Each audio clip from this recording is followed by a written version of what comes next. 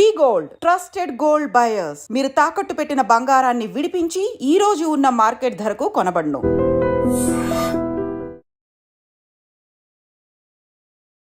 ID ప్రేక్షకులకు నమస్కారం. ఇప్పుడు మనము ప్రజలకి ఇన్వెస్ట్మెంట్ ఆప్షన్స్ పరిచయం చేస్తున్నాం. ఇన్వెస్ట్మెంట్ ఆప్షన్స్ రకరకాలుగా ఉన్నాయి, మీకు తెలుసు. రియల్ ఎస్టేటు, గోల్డు, లేదంటే ఇల్లు కొనుక్కోవటం ఉన్నాయి. ఇవన్నీ మీకు తెలిసినవే. నేనేమిటంటే డైవర్సిఫైడ్ ఈక్విటీ మ్యూచువల్ ఫండ్స్ని పరిచయం చేస్తున్నాను. ఈక్విటీస్ అంటే కంపెనీస్లో ఓనర్షిప్, మీకు ఈక్వల్ ఆపర్చునిటీ, బిగ్గెస్ట్ డెమోక్రసీ. కంపెనీస్లో ఓనర్షిప్ ఎవరైనా తీసుకోవచ్చు, బిగ్గెస్ట్ ఆపర్చునిటీ. మనం ప్రజలకి ధనం సమకూరాలంటే ఫస్ట్ ఏం చేయాలంటే మనకి అసెట్స్కి లయబిలిటీస్కి డిఫరెన్స్ తెలుసుకోవాలి. అసెట్ అంటే ఆస్తులు, లయబిలిటీస్ అంటే బాధ్యతలు లేదా అప్పులు. అసెట్ అంటే ఎప్పుడు కూడా మన డబ్బు, ఆ అసెట్ వల్ల మనకి డబ్బు రావాలి. ఇప్పుడు మనం ఒక ఇల్లు కొనుక్కున్నాం అనుకోండి, మీరు ఒక ఇల్లు కొన్నారనుకోండి, మీరు రెంట్కి ఇచ్చారనుకోండి, ప్రతి నెల మీకు డబ్బు వస్తుంది, అది మీకు అసెట్ అనమాట. అలాగే మీరు ఒక ఎఫ్డి చేశారనుకోండి, ప్రతి నెల మీకు సంవత్సరానికి 6%, 7% మీకు వడ్డీ వస్తుంది. అంటే లక్షకి ఒక 500, 600 మీకు వడ్డీ వస్తుంది, అది మీకు అసెట్టే. అయితే మనకి అంటే మీ జేబులోకి డబ్బు రావటాన్ని మీరు అసెట్ అంటాం. అయితే మీ జేబులోంచి డబ్బు వెళ్ళిపోతే దాన్ని మనం లయబిలిటీ అంటాం. ఇప్పుడు చూడండి, సపోజ్ ఈఎంఐలు పెట్టుకున్నారు మీరు, మీ యొక్క జీతంలో నుంచి ప్రతి నెల డబ్బు వెళ్ళిపోతూ ఉంటుంది ఈఎంఐకి, దాన్ని లయబిలిటీ అంటారు. అంటే ఎప్పుడు కూడా ఒక వ్యక్తి ధనవంతుడు అవ్వాలంటే లయబిలిటీస్ తక్కువ ఉండాలి. అంటే మనం ఒక వాటర్ ట్యాంక్లో నీళ్ళు స్టోర్ చేసాము, హోల్స్ ఎక్కువ ఉన్నాయి అనుకోండి, లీకేజెస్ ఎక్కువ ఉన్నాయి అనుకోండి, నీళ్ళు నిలవవు. అదే మనకి లీకేజెస్ లేవు, పైగా ఆ ట్యాంక్లోకి నీళ్ళు వచ్చి పడుతున్నాయి అనుకోండి, ట్యాంక్ తొందరగా నిండుతుంది. అంటే మనకి అసెట్స్ అంటేనేమో మనం కూడబెట్టుకున్న ఆస్తుల వల్ల మనకి ఇన్కమ్ రావటం, అది అసెట్. మన జీతంలో నుంచి, మన జేబులో నుంచి, మన దగ్గర నుంచి వెళ్ళిపోవటం, అది లయబిలిటీ. చాలామంది ఏం చేస్తారంటే జీతం ₹1,00,000, 1,50,000, 2 లక్షలు ఉంటే కూడా ఈఎంఐలు విపరీతంగా పెట్టుకొని మొత్తం లయబిలిటీస్, బాధ్యతలు ఎక్కువ పెట్టుకొని ఒక 10 ఏళ్ళు 15 ఏళ్ళ తర్వాత చూసుకుంటే నెలకి 1,00,000, 2 లక్షలు వచ్చే వ్యక్తి కూడా ఒక 10 ఏళ్ళు 15 ఏళ్ళ తర్వాత చూసుకుంటే వాళ్ళకి అసెట్ ఏమి ఉండదు. ఆయన ఫైనాన్షియల్ అసెట్. మళ్ళీ అసెట్స్లో 2 రకాలు ఉంటాయి, రియల్ అసెట్స్, ఫైనాన్షియల్ అసెట్స్ అని ఉంటాయి. రియల్ అసెట్స్ అంటే ఏంటి? ఇల్లులు, స్థలాలు, గోల్డు, కంటికి కనపడే వాటిని రియల్ ఎస్టేట్స్ అంటారు. ఫైనాన్షియల్ అసెట్స్ అంటే ఏంటి? బాండ్స్, లేదంటే ఎఫ్డీలు, లేదంటే ఫినాన్షియల్గా స్టాక్స్ కొనుక్కోవటం, లేదంటే డైవర్సిఫైడ్ ఈక్విటీ మ్యూచువల్ ఫండ్స్, వీటిని ఫినాన్షియల్ అసెట్స్ అంటారు. సో మనం ఏం చెప్తున్నామంటే లయబిలిటీస్ ఎక్కువ పెట్టుకోవటం వల్ల, అంటే బాధ్యతలు ఎక్కువ పెట్టుకోవడం వల్ల నెలకు 1,00,000, నెలకు 1,50,000, నెలకు 2 లక్షలు వచ్చే వ్యక్తులు కూడా బాధ్యతలు, ఈఎంఐలు ఎక్కువ పెట్టుకోవటం వల్ల ఒక 10 ఏళ్ళు 12 ఏళ్ళు 15 ఏళ్ళ తర్వాత చూసుకుంటే వాళ్ళకి ఫైనాన్షియల్ అసెట్ ఏమి ఉండదు. ఇల్లు కొనుక్కున్నాము, ఈఎంఐ కడుతున్నాము అనుకుంటారు, తీరా చూస్తే 15 ఏళ్ళ తర్వాత రియల్ ఎస్టేట్ ఉంటుంది కానీ ఫైనాన్షియల్ అసెట్ ఉండదు. సో ప్యారలల్గా రియల్ ఎస్టేట్తో పాటు ఫైనాన్షియల్ అసెట్ కూడా బిల్డ్ చేసుకోవాలి. బిల్డ్ చేసుకుంటే, ఫైనాన్షియల్ అసెట్ బిల్డ్ చేసుకుంటే ఏమైందంటే 10 ఏళ్ళు 13 ఏళ్ళు 12 ఏళ్ళ తర్వాత మీకు ఒకవేళ అన్ఫార్చునేట్గా ఉద్యోగం పోయింది, అయినా కానీ మీ యొక్క ఫైనాన్షియల్ అసెట్ మిమ్మల్ని జీవితాంతం ముందుకు తీసుకెళ్తుంది. ఉద్యోగం పోదు. సపోజ్ మీరు ఒక బిజినెస్ చేస్తున్నారు, ఇప్పుడు 12-13 ఏళ్ళ తర్వాత మీకు ఆ బిజినెస్ రన్ కావట్లేదు, అయినా మీరు ప్యారలల్గా ఇంకొక ఫైనాన్షియల్ అసెట్ బిల్డ్ చేసుకుంటే ఈ అసెట్ మిమ్మల్ని జీవితాంతం ముందుకు తీసుకెళ్తుంది. అంటే రిటైర్మెంట్ అంటే ఉద్యోగం నుంచి విరమించి ఇంట్లో కూర్చోవడం కాదు. రిటైర్మెంట్ అంటే ఏంటంటే, లేదంటే ఫైనాన్షియల్ ఫ్రీడమ్ అంటే ఏంటంటే, మనం డబ్బు సంపాదించే సమయంలో ఎప్పుడు కూడా never depend on single income. మనం డబ్బు సంపాదిస్తున్నాం, జీతం, ఉద్యోగం ద్వారా డబ్బు సంపాదిస్తున్నాం, ఎప్పుడు ఆ జీతం మీదే డిపెండ్ అవ్వద్దు, సింగిల్ ఇన్కమ్. నేను ఒక బిజినెస్ చేస్తున్నారు, మీరు డబ్బు ఆ ఒక్క బిజినెస్ మీదే మీరు డిపెండ్ అవ్వద్దు. ఏం చేయాలి? మీకు సెకండ్ ఇన్కమ్ వచ్చేలాగా మీరు ప్లాన్ చేసుకోవాలి. ఎప్పుడు కూడా ఒకే ఇన్కమ్ మీద డిపెండ్ అవ్వద్దు. రెండో ఇన్కమ్ రావాలి. రెండో ఇన్కమ్ ఎలా రావాలి? మరి మనం ఒక 8 గంటలో 9 గంటలో 10 గంటలో ఉద్యోగమో బిజినెసో కష్టపడుతున్నాం, మళ్ళీ రెండో ఇన్కమ్ రావాలంటే, ఇంకా కష్టపడాలంటే మనం కష్టపడగలమా? కష్టపడలేం. అప్పుడు ఏం చేయాలంటే మనం కష్టపడలేం కాబట్టి మనం ఏం చేయాలంటే మన డబ్బుని మన కోసం కష్టపడేలాగా మనం ఇన్వెస్ట్ చేయాలి. ఎప్పుడైతే మన డబ్బుని మన కోసం కష్టపడేలాగా మనం ఇన్వెస్ట్ చేస్తామో, మనం ఇంట్లో నిద్రపోతున్న విశ్రాంతి తీసుకున్నా మన డబ్బు మన కోసం పనిచేస్తుంది. పెద్ద కష్టమేం లేదు.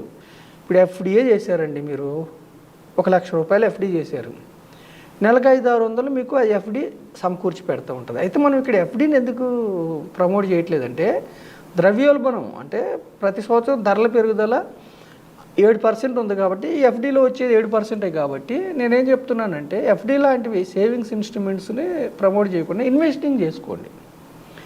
ఇన్వెస్టింగ్ చేసుకుంటే మీ డబ్బు, మీరు ఇన్వెస్ట్ చేసిన డబ్బు మీకు సెకండ్ ఇన్కమ్ జనరేట్ చేసి పెడుతుంది. షార్ట్ పీరియడ్లో మీకేం జనరేట్ చేసి పెట్టదు. ఇప్పుడు డైవర్సిఫైడ్ ఈక్విటీ మ్యూచువల్ ఫండ్స్ అని నేను గ్రూప్ ఆఫ్ కంపెనీస్లో ఒక 50 కంపెనీస్లో ఒక 60 కంపెనీస్లో ఓనర్షిప్ తీసుకోండి అని నేను ప్రమోట్ చేస్తున్నా. డైవర్సిఫైడ్ ఈక్విటీ మ్యూచువల్ ఫండ్స్లో మీరు 50 నుంచి 60 కంపెనీస్లో మీరు మీ డబ్బుని మీరు ఇన్వెస్ట్ చేయడం వల్ల ఏమైందంటే ప్రతి నెలలో లేదంటే ఏకమొత్తం ఇన్వెస్ట్ చేయడం వల్ల మీకు సెకండ్ ఇన్కమ్ జనరేట్ అవ్వడానికి అవకాశం ఉంది. సో ఇక్కడ మనం ఏం చెప్తున్నాము, మీకు అసెట్ బిల్డ్ కావాలంటే ఫస్ట్ మీరు ఇన్వెస్ట్ చేసుకోవాలి. ఇక్కడ కూడా మళ్ళీ ప్రజలకు మళ్ళీ చెప్తున్నా, ట్రేడింగ్ని అవాయిడ్ చేయండి. ట్రేడింగ్ ఇంట్రాడే కానీ ఫ్యూచర్ అండ్ ఆప్షన్స్ కానీ స్పెక్యులేషన్స్, గుర్ర పందాలు, జోదం, రమ్మీ, ఆన్లైన్ గేమ్స్ ఇవన్నీ అవాయిడ్ చేయండి. వీటికి అసలు హేతుబద్ధత లేదు. చీకట్లో డబ్బులు ఇసిరితే ఏమైతే పోతాయి. స్పెక్యులేషన్ అన్నా ట్రేడింగ్ అన్నా ఇవన్నీ చీకట్లో డబ్బులు ఇసరితే. మనం ఏం చెప్తున్నామంటే ఇక్కడ ఇన్వెస్ట్మెంట్ చేయమంటున్నాం. ఇన్వెస్ట్మెంట్ ఇప్పుడు చూడండి, ఒక వ్యక్తికి సపోజ్ ఒక వ్యక్తికి ₹1,00,000 వస్తుందండి, నెలకి ₹1,00,000 వస్తుంది. ఒక 13 సంవత్సరాలు లాంగ్ పీరియడ్ కూడా చెప్పండి. ఈ రోజుల్లో సాఫ్ట్వేర్ జాబ్స్ కానీ ఇంకా ప్రైవేట్ జాబ్స్ నెలకు ₹1,00,000 ఇచ్చే జాబ్ ఏదైనా సరే విపరీతమైన ప్రెషర్ ఉంటుంది.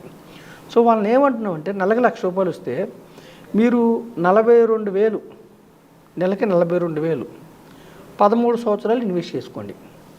ఎవరైతే ₹1,00,000 వస్తుందో నెలకి 42,000 ఖచ్చితంగా అంటే 60,000తోనే జీవించండి. ఎలాగోలా జీవిస్తే 13 సంవత్సరాలు ఇన్వెస్ట్ చేసుకుంటే సపోజ్ 12% వచ్చే వాటిలో మీరు ఇన్వెస్ట్ చేస్తే 12% వచ్చే ఇన్వెస్ట్మెంట్స్లో మీరు ఇన్వెస్ట్ చేస్తే మనం ఇక్కడ 12% అనే ఏట్లు చెప్తున్నాం. డైవర్సిఫైడ్ ఈక్విటీ మ్యూచువల్ ఫండ్లో there is a chance of getting 12%. అంటే మళ్ళీ గ్యారంటీ ఉందంటే ఈక్విటీ మ్యూచువల్ ఫండ్స్లో కంపెనీస్లో ఓనర్షిప్లో గ్యారంటీ అనేది ఉండదు. ఎప్పుడు కూడా ఓనర్షిప్లో గ్యారంటీ ఉండదండి. Employee guarantee. మీరు స్కూల్ పెట్టారండి, మీకు ప్రొపరేటర్ మీరే, అంటే మీరే కరస్పాండెంట్ సపోజ్ స్కూల్కి, గ్యారంటీ ఉండదు. విద్యార్థులను బట్టి మీకు స్కూల్ ఫీజులను బట్టి మీకు లాభం రావచ్చు, నష్టం రావచ్చు.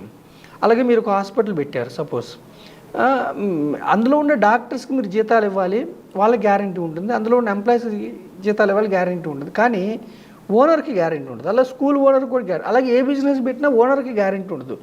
ఇక్కడ మనం ఈక్విటీ మ్యూచువల్ ఫండ్స్ అనేది కూడా గ్రూప్ ఆఫ్ కంపెనీలో ఓనర్షిప్ కాబట్టి మీకు గ్యారంటీ ఉండదు. ఒక సంవత్సరం నెగిటివ్ రావచ్చు, ఒక సంవత్సరం పాజిటివ్ రావచ్చు, 2-3 ఏళ్ళు వరుసగా ఎకానమీ బాగలేకపోతే నెగిటివ్ కూడా రావచ్చు. అయితే మనం ఏం చెప్తున్నాము, దీర్ఘకాలంలో ఈక్విటీస్ అనేవి మన దేశం అని కదా, ప్రపంచ దేశాల్లో ఈక్విటీస్ అనేవి దీర్ఘకాలంలో కంపెనీస్లో ఓనర్షిప్ అనేవి వెల్త్ క్రియేట్ చేసినాయి. ఒక్కొక్కసారి క్రాష్ అవుతాయి, ఒక 1 year 2 years క్రాష్ అవుతాయి. ఎన్నోసార్లు క్రాష్ అయినాయి. 2008లో మార్కెట్స్ క్రాష్ అయినాయి, 2020లో కోవిడ్ అప్పుడు క్రాష్ అయినాయి, డౌన్ అవుతాయి. మళ్ళీ ఎకానమీ మళ్ళీ 6 నెలలు 1 yearలో పుంజుకుంటాయి. అందుకని మనం ఏం చెప్తున్నాం, ఎవరైతే నెలకి ₹1,00,000 వస్తుందో ప్రైవేట్ కంపెనీ కానీ గవర్నమెంట్ కంపెనీలు కానీ మంచి ఉద్యోగం తెచ్చుకున్న తర్వాత మీరు ఫైనాన్షియల్ అసెట్ బిల్డ్ చేసుకోవాలంటే దీర్ఘకాలం చెప్పకుండా ఒక 13 సంవత్సరాలు మీరు ఇన్వెస్ట్ చేస్తే నెలకి 42,000 లెక్కన మీరు ఇన్వెస్ట్ చేస్తే 13 సంవత్సరాల్లో మీకు 1,50,00,000 12% అజ్యూమ్ 12% మీరు అనుకుంటే 1,50,00,000 మీకు సంపద క్రియేట్ అవుద్ది 13 సంవత్సరాలు. అప్పుడు 13 సంవత్సరాల తర్వాత అన్ఫార్చునేట్గా ప్రైవేట్ ఉద్యోగం లేదంటే మీ బిజినెస్ బాగలేదు, మీకు ఉద్యోగం పోతే కూడా 1,50,00,000 నుంచి ప్రతి నెల ఇప్పుడు మీకు 1,00,000 వస్తుంది కదా, అప్పటి నుంచి జీవితకాలం మీకు ₹1,00,000 మీకు SWP సిస్టమాటిక్ విత్డ్రాల్ ప్లాన్ అంటే ప్రతి నెల మీరు ₹1,00,000 జీవితకాలం తీసుకోవచ్చు. మళ్ళీ పైగా ప్రతి 10 ఏళ్ళకి మీరు ఇంక్రీజ్ చేసుకోవచ్చు ఇన్ఫ్లేషన్ బట్టి. అంటే 13 సంవత్సరాలు మీరు ఒక మొక్కను పెట్టారు, 13 సంవత్సరాలు దాన్ని సంరక్షించుకున్నారు, అది ఒక వృక్షమై ఫైనాన్షియల్ అసెట్ అయింది. 13 సంవత్సరాల తర్వాత మీకు ఆ ఫైనాన్షియల్ అసెట్ మిమ్మల్ని జీవితకాలం 30 సంవత్సరాలు మీరు స్టార్ట్ చేశారు ఇన్వెస్ట్మెంట్, 43 సంవత్సరాల తర్వాత మీరు జీవితకాలం హ్యాపీగా జీవించవచ్చు. మీకు ఉద్యోగం ఉన్నా లేకపోయినా. అంటే రిటైర్మెంట్ ఫైనాన్షియల్ ఫ్రీడమ్ అనేది మీరు ఇంట్లో కూర్చోవడం అని కాదు, ఎటువంటి కండిషన్ మీకు వచ్చినా కానీ ఆర్థికంగా ముందుకెళ్ళడానికి మీకు ఒక భరోసా అవుతుంది. సరే, ఇంకొక ఆప్షన్ ఏమిటి? సపోజ్ కొంతమందికి ఇంకెక్కువ వస్తుంది, 1,00,000 కాకుండా 1,50,000 అలా వస్తుంది అనుకోండి సపోజ్ జీతం. వాళ్ళు 2 కోట్ల కార్పస్ బిల్డ్ చేసుకోవాలంటే, అంటే 1,50,000 వచ్చే వ్యక్తి, నెలకు 1,50,000 వచ్చే వ్యక్తి నెలకు ఒక 55,000, అంటే ₹1,00,000 అతను వాడుకోవడానికి పెట్టుకోవచ్చు. 55,000 అతను ఒక 13 సంవత్సరాలు అతను ఇన్వెస్ట్ చేస్తే, 55,000 నెలకి 13 సంవత్సరాలు ఇన్వెస్ట్ చేస్తే అతనికి 2 కోట్ల కార్పస్, 12%. ఇది రావచ్చు రాకపోవచ్చు. ఈక్విటీ మ్యూచువల్ ఫండ్లో 12% వస్తాయని గ్యారంటీ లేదు. మనం సెన్సెక్స్లో గత 46 ఏళ్ళ నుంచి 12 to 14% వచ్చినాయి. కాబట్టి అజ్యూమ్షన్ అర్థం కావడానికి మాత్రమే చెప్తున్నాను. ఇది ఒక ఎగ్జాంపుల్ అనుకోండి మీరు, అంతే, గ్యారంటీ ఉండదు. వస్తే నెలకి 55,000తోనే 13 సంవత్సరాల్లో 2 crores కార్పస్ బిల్డ్ చేసుకోవచ్చు. నెలకి 50, అంటే 1,50,000 వచ్చే వ్యక్తి నెలకి 55,000 మీరు ఇన్వెస్ట్ చేసుకుంటే 2 crores 13 సంవత్సరాల్లో 2 crores బిల్డ్ అయింది. అప్పుడు అతను లైఫ్ లాంగ్, ఒకవేళ అన్ఫార్చునేట్ కండిషన్స్ వచ్చినా కానీ అసెట్ బిల్డ్ అయింది. అసెట్ అంటే ఏంటి? ఆ 2 కోట్ల నుంచి ప్రతి నెల 1,50,000 SWP, సిస్టమేటిక్ విత్డ్రాయల్, మళ్ళీ అతనికి ధనం చేతిలోకి జాబ్ లాగా రెండో ఇన్కమ్ జనరేట్ అవుతుంది ప్రతి నెల, లైఫ్ లాంగ్. అంటే ఎప్పుడు కూడా లయబిలిటీస్ తగ్గించుకోవాలి. మన చేతిలోంచి డబ్బు వెళ్ళిపోవడం తగ్గించుకోవాలి. మన చేతిలోంచి డబ్బు వెళ్ళిపోవడం, లయబిలిటీస్ ఎక్కువ పెట్టుకుంటే మీకు తెలియకుండా మీరు అప్పులు ఊబిలో కూరుకుపోతారు. ఆ లయబిలిటీస్ అంటే ఆ బ్యాంకుల కోసం మీరు పనిచేయాలి. ఎప్పుడైతే మీరు ఈఎంఐలు ఊబిలో, అంటే ముందే వాళ్ళు డబ్బులు ఇస్తున్నారు, మనం ఎంజాయ్ చేద్దామని కొనుక్కుంటే తర్వాత 10-15 ఏళ్ళు మీరు ఈఎంఐ ఊబిలో, క్రెడిట్ కార్డుల ఊబిలో కూరుకుపోయి బ్యాంకుల కోసం మీరు పనిచేయాలి. అదే మీరు ఫస్ట్ అసెట్ బిల్డ్ చేసుకున్న తర్వాత మీరు కొనుక్కుంటే, అసెట్ ఎప్పుడు కూడా మీకు, ఇప్పుడు 1.5 కోటి బిల్డ్ కొనుక్కున్నారు అనుకోండి, నెలకు 1,00,000 వస్తుంది కదా. 1,00,000తో మీరు వెకేషన్స్కి వెళ్తారా, పిల్లలు చదివించుకుంటారా చక్కగా?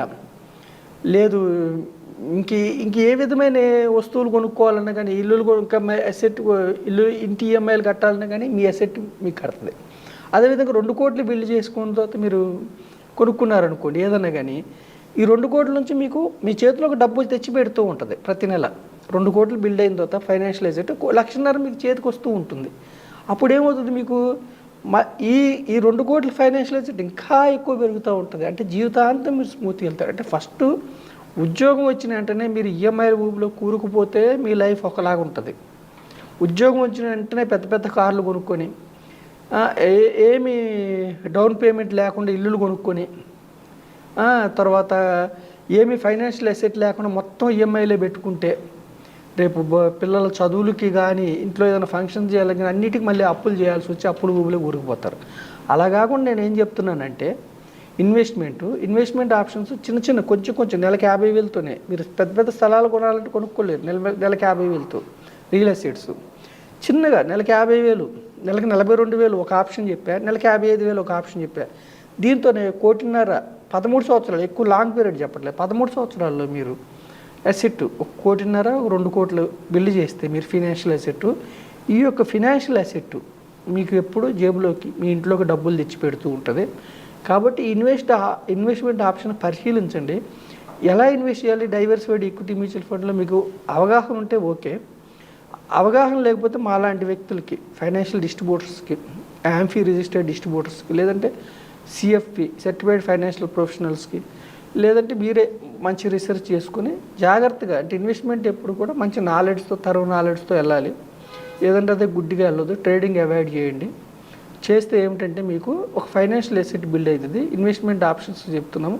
ఇక్కడ నేను మరీ చెప్పేది ఏంటంటే, ఈ మధ్య సైబర్ క్రైమ్స్ బాగా అవుతున్నాయి. డిమాట్ అకౌంట్ తీసుకున్న తర్వాత మరి డేటా ఎలా లీక్ అవుతుందో తెలియదు. ఎక్కడెక్కడ నుంచో కాల్స్ వచ్చి మీకు షార్ట్ పీరియడ్లో కోట్లు కురిపిస్తారు, అది ఇదని స్టాక్ మార్కెట్ మోసాలు బాగా జరుగుతున్నాయి. మీరు తొందరపడి టెలిగ్రామ్ యాప్స్లో అన్నోన్ లింక్స్ క్లిక్ చేసి టెలిగ్రామ్ యాప్స్లో జాయిన్ అయిపోయి ఎవరెవరో తెలియని వ్యక్తుల ద్వారా మీరు ఇరుక్కొని షార్ట్ పీరియడ్లో బాగా డబ్బులు వస్తాయని షార్ట్ పీరియడ్లో మనీ ఎప్పుడు కూడా నమ్మటానికి ఉండదు, మోసపోవద్దు. మనం ఇన్వెస్ట్మెంట్ ఆప్షన్ ఎప్పుడు లాంగ్ పీరియడ్ చెప్తున్నాం, షార్ట్ పీరియడ్ చెప్పట్లేదు. గ్రూప్ ఆఫ్ కంపెనీస్లో లీగల్ సెబీ మేము యాంఫీ రిజిస్టర్డ్ అంటే association of mutual funds India దగ్గర మేము రిజిస్టర్ అయి ఉన్న వ్యక్తులం మేము. సో మేమేం చెప్తున్నామంటే మాలాంటి ఆథరైజ్డ్ డిస్ట్రిబ్యూటర్స్ ద్వారా authorised companies mutual fund companies ద్వారా మీరు ఈ డైవర్సిఫైడ్ ఈక్విటీ మ్యూచువల్ ఫండ్స్ చేస్తే ఫ్రాడ్ అవడానికి అవకాశం ఉండదు. మీ యొక్క ఆర్థిక అసెట్ అంటే ఫైనాన్షియల్ అసెట్ బిల్డ్ చేసుకొని చక్కగా ముందుకెళ్ళమని ఐ డ్రీమ్ ద్వారా నేను ప్రజలకు సందేశం ఇస్తున్నాను. Thank you very much.